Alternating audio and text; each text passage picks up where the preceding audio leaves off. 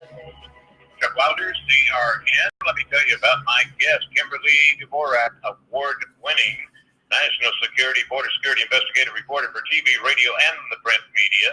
She is the Senior Foreign Policy Advisor for the Committee for Responsible Foreign Policy, TV correspondent, CW6 News San Diego, as well as One America News Network and her website, The KD Report. And by the way, streaming live right now, periscope.com and Facebook, and a little bit later on YouTube. And Kimberly, how are you? I'm fine. How about yourself, Chuck? All righty, let me turn you up just a little bit there. Yep, there. Hey, when I say award-winning, it's interesting because 2015, see, Kimberly has got so many awards, it's like the walls can't hardly support them. Oh, wow. And very kind. You were reporting on, I would not lie ever. Hey, you were reporting, 2015 award-winning reports on the very subject. You know what I was going to say? Yeah. Boy, it seems like we've been here before, live ammo, tear gas, Iranian citizens protesting against Iran. Yeah. Boy. We've actually the downing of the aircraft, which I believe the Iranian regime most likely felt that this was going to be something that they could try to pin on, the United States. But, due to technology that we have, we were able to, right after the aircraft went down, literally, they have satellite imagery that shows exactly what happened. And you can tell just from the wreckage that this came from a particular site, and it was inside Iran. And the Quds Force, which Soleimani, who was killed a couple weeks ago, or actually maybe just 10 days ago. It seems like there's been a lot going on in Iran. They actually brought that down, and I think they may have overthought or kind of thought that their position here was going to be a lot stronger. Because what happened is after Soleimani was killed after the mandatory 3 days of mourning, the protesters were, at least the regime was doing on state TV, they were propagandizing that all these people were all sad that Soleimani had died, and that, they were in the streets. And in fact, most of those people in the streets were getting paid to be in the streets. And what was going on was not actually what was, going on inside the country. And then when the aircraft went down, and once the Iranians took the blame for it, in essence, the protesters in the streets and others have now all come out and have actually finally forced the New York Times, Washington Post, and other CBS, CNN, and other news outlets that just don't want the picture to be anything good for America or the president in Iran. And these people are saying that they are the liars that they see now are inside their country, and they're directing all of that anger towards the regime. You couple that with the Ayatollah Khomeini, who is receiving treatment for cancer. He's 90-ish years old, so his time is limited.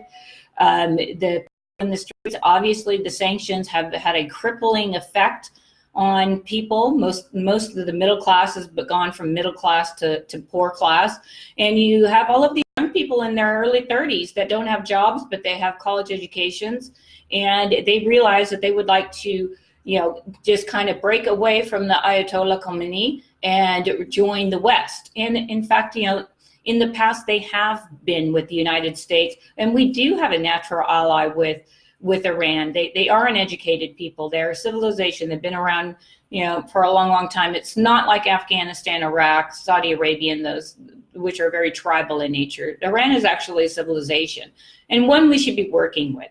So, it kind of seems that the end of the Ayatollah's reign here, that, everything is kind of falling apart really quickly. The only, thing that we worry about, is, we need to make sure that they, leave the internet on so these protesters can communicate with one another. And the thing is in Iran, people who aren't part of the military are not allowed to own any kind of firearms. So it's very hard for them to defend themselves. And, as we've seen, 1,500 killed a couple of weeks ago. And now there's reports coming out that more than 100 have been killed in the last couple of days. So they have no problem killing these protesters some of those protesters that were paid to actually support the regime have now seen what the regime does to the protesters. So they're seeing this firsthand, and that's given this movement a regained momentum, if you will. You know, after doing a lot of reports with you and other people, when I see the protest or the mourning, I'll call it that, the giant mourning and all the people, you know, there. And I know, you know, when I look at them, I keep thinking, yeah, guess what? If you don't show up, you get shot. Boy, that's a great way to, you know, respect the person that has been killed. But see, when he lies, the Khomeini, when he lies to the people, we didn't shoot down that plane.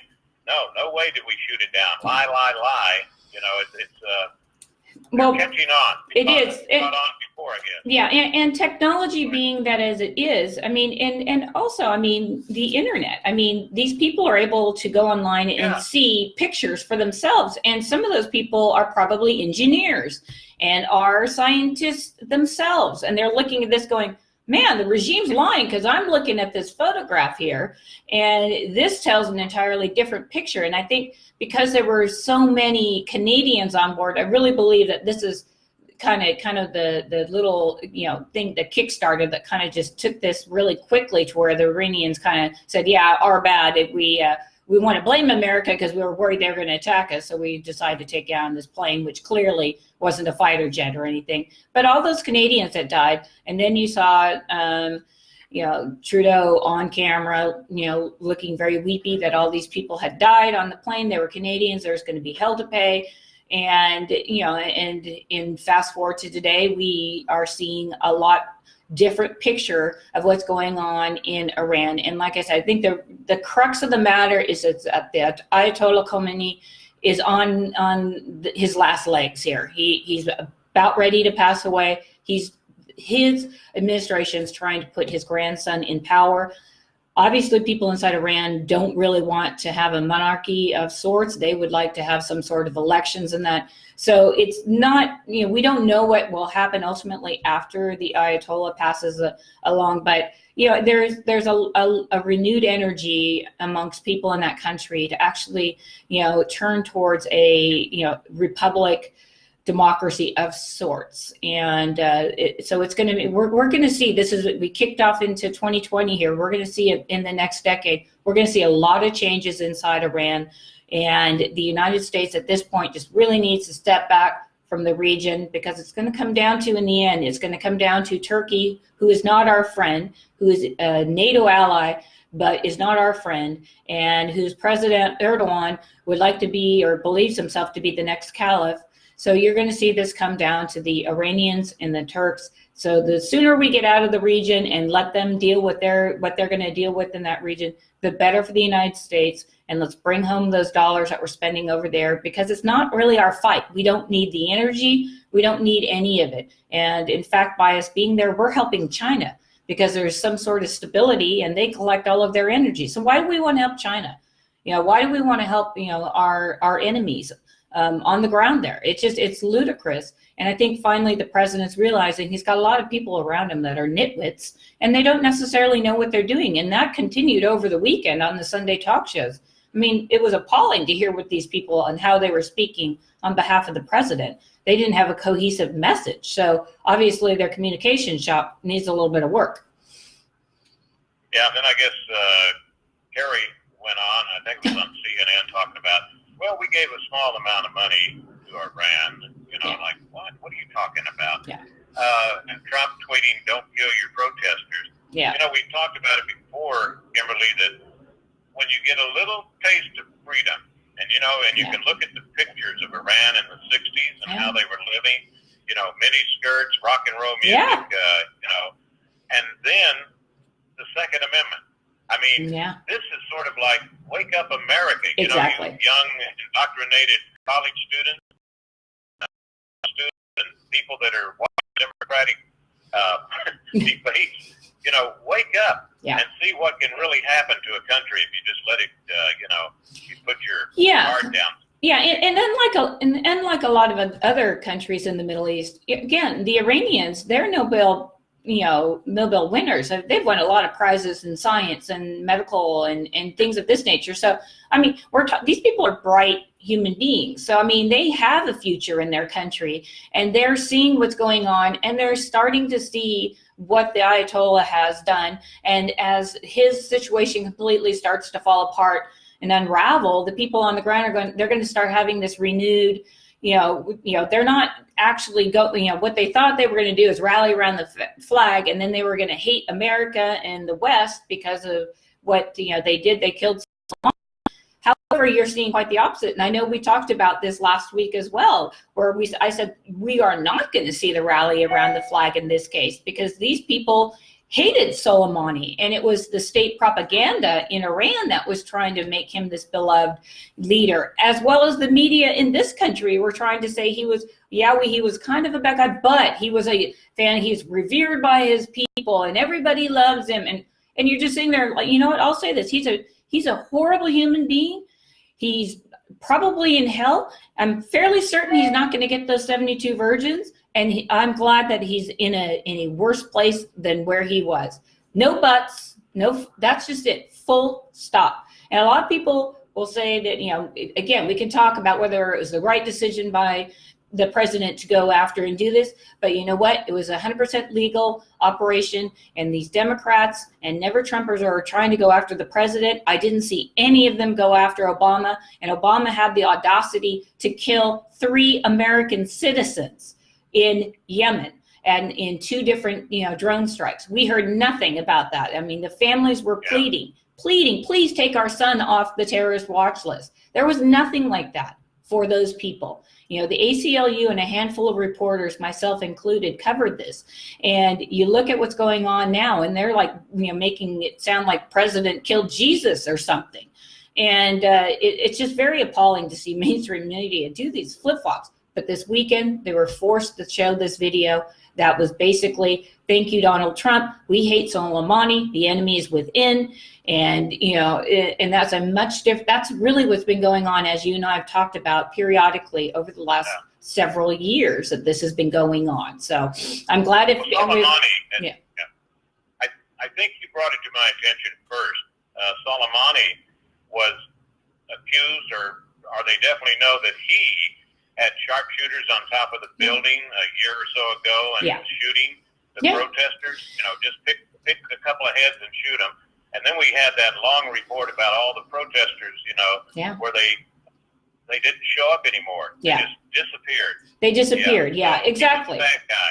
Yeah, he was the guy that was the iron fist there. He was the iron fist. Right now, I'm hearing the latest from the Donkey Party, the Democrats.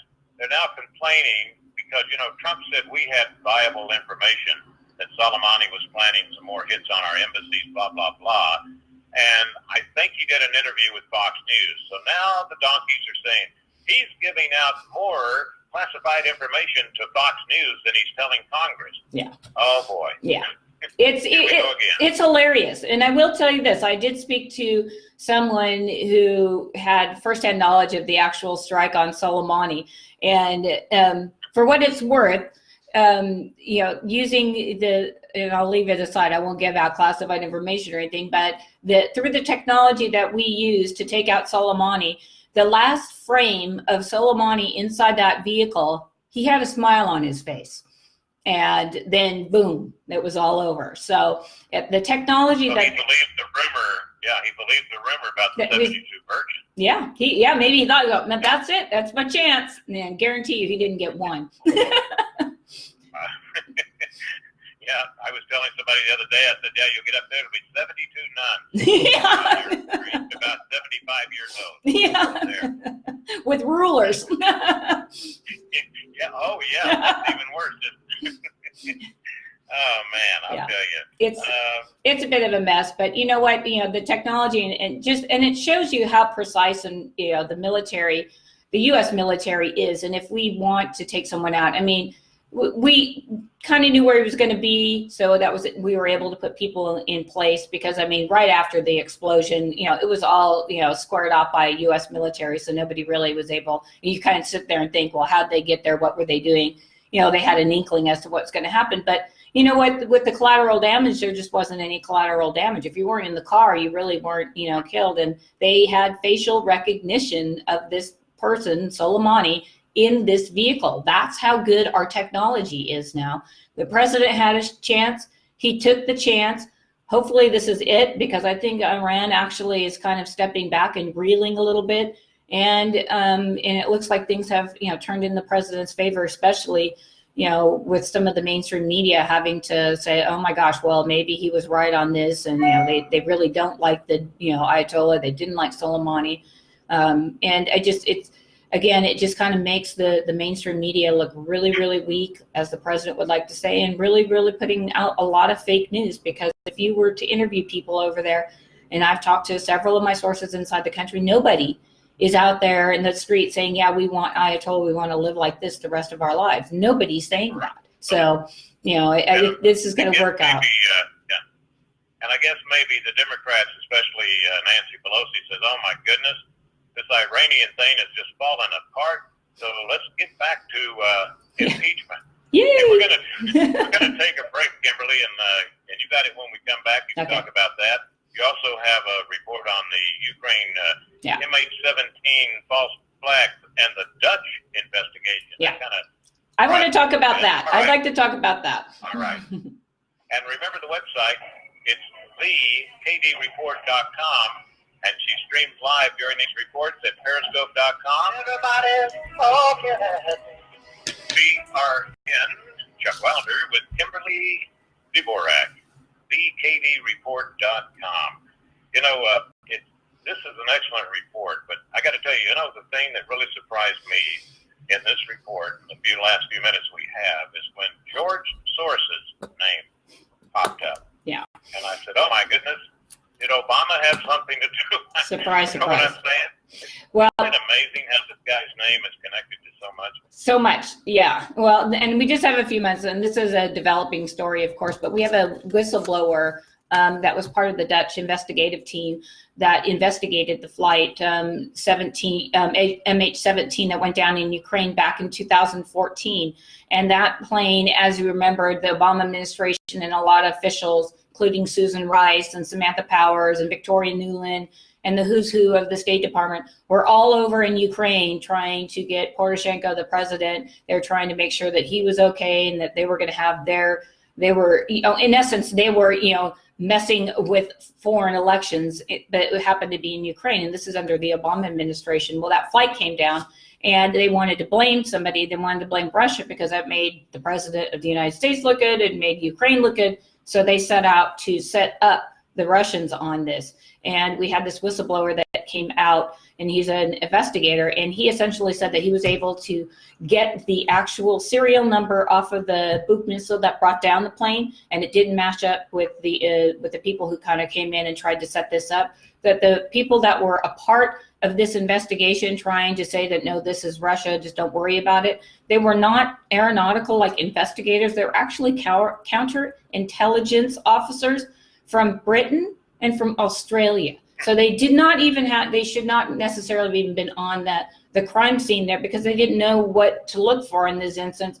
And so, this 39-minute documentary that, was released by this guy, in essence says that this was a crime that was completely fabricated, and that there's going to be a lot more information coming from that. And then it just also makes you look at the situation we still have the special investigator looking into the 2016 election meddling in that here in the U.S., but he's made a few trips overseas, and two countries that he did go visit were England and Australia. So maybe he's kind of gotten hold of some of this information, and maybe we're going to see, a little bit of truth come out here about the flight coming down and the ties to the Obama administration as a result. That could be what we're going to see here. We don't know what he's going to come out with, but that's something to keep in mind, because this investigator, Prozor, I was going to butcher his name, but it's Prozorov. He is the one, putting this information, and he's documented it with U.S. FOIA requests that he was granted, and all kinds of government documents from Ukraine, from Britain, from Australia. He's got all this information. So it's not that he's just saying this, but it's actually out there. So this is something to keep an eye on. It sounds like it could be a great drama, on television. Except it's true. Yeah, except it's true. Yeah. So. But you got this Englishman, former lingerie retailer, Elliot Higgins. Yeah. Right. And then you got the guy with the Bellingcat website. Yeah. And with backing from the George Soros Open Society Foundation. Yeah. No wonder you get all these awards. Okay. I just report. I'll put you on the spot. Speaking of awards, in the last 15 seconds, how many are you getting in golfing? You know what? You must have saw my turkeys, and I encourage everybody to go. It'll be up on my YouTube page yesterday. The turkeys were out. Yeah. They knew Thanksgiving was done. They made it through Christmas, and a whole flock of them were out on the golf course yesterday. Well, check out my one-word comment on that. You'll have to check it out. All right. Thank you, Kimberly. Look forward to next week. Thank you.